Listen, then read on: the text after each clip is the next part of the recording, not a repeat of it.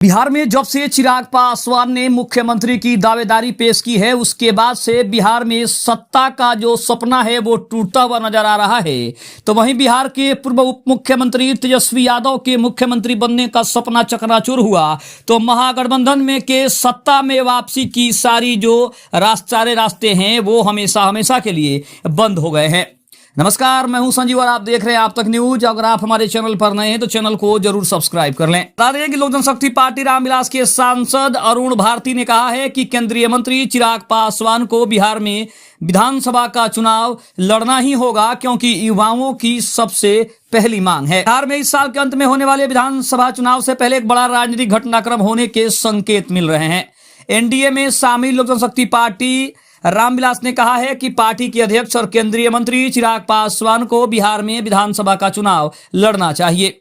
Party के बयान को विपक्षी महागठबंधन के लिए भी एक बड़ी चुनौती के रूप में देखा जा सकता है, क्योंकि चिराग पासवान की पहचान युवा और दलित चेहरों से है और जिस तरह से युवाओं में उनका क्रेज बढ़ रहा है उसको देखकर तेजस्वी यादव सबसे ज्यादा परेशान दिखाई दे रहे हैं। बता दें कि खुद चिराग पासवान ने भी हाल ही में एक न्यूज चैनल को इंटरव्यू में कहा था कि वह बिहार पर फोकस करना चाहते हैं और केंद्र में ज्यादा वक्त नहीं बिताना चाहते।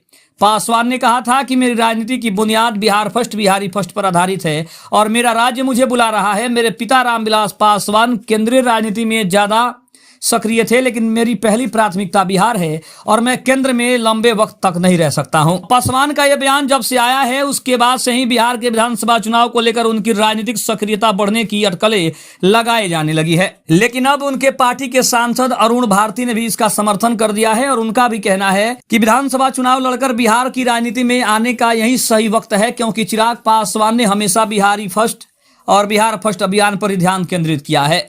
पार्टी के सांसद ने यह भी कहा कि कार्यकर्ता भी चाहते हैं कि चिराग पासवान बिहार में अधिक समय बिताए और यहां की राजनीति में सक्रियता बढ़ाएं।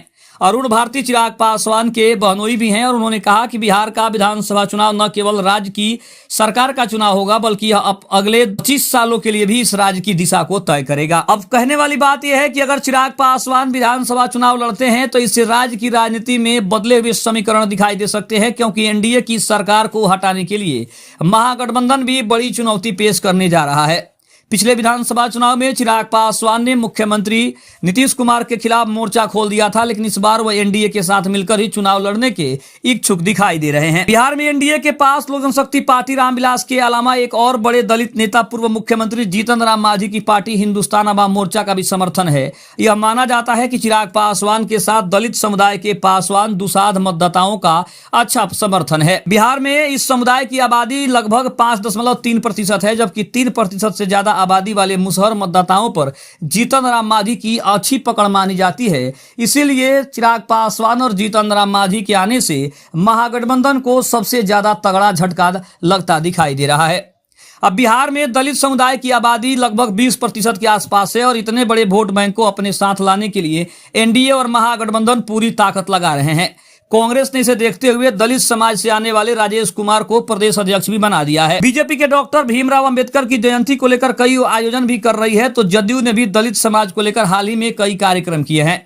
243 विधानसभा सीटों वाले बिहार में 38 सीटें दलित समुदाय के लिए आरक्षित है। ऐसे में यह माना जाता है कि चिराग पासवान और जीतन राम मांझी के आने से ये 38 जो सीटें हैं वो कहीं ना कहीं बीजेपी का गेम प्लान बनाने में काफी कारगर साबित हो सकती है और यही कारण है कि अब महागठबंधन में छटपटाहट देखी जा रही है और आनंद फानन में दलित समुदाय के नेता को प्रदेश अध्यक्ष बनाकर कांग्रेस ने यह दिखाने की कोशिश की है कि दलित समुदाय के लिए उसके मन में काफी ज्यादा प्रेम है। लेकिन सबसे बड़ी चुनौती यह है कि चिराग पासवान अगर विधानसभा का चुनाव लड़ते हैं तो ये कांग्रेस, महागठबंधन और तेजस्वी यादव को सबसे तगड़ा झटका होगा, क्योंकि किसी को उम्मीद ये नहीं थी कि केंद्र की राजनीति छोड़कर विधानसभा का चुनाव इतना जल्दी लड़ने चिराग पासवान बिहार की राजनीति में वापस आ जाएंगे। खबर आपको कैसी लगी कमेंट में जरूर बताइएगा। तब तक के लिए धन्यवाद। जय हिंद, जय भारत।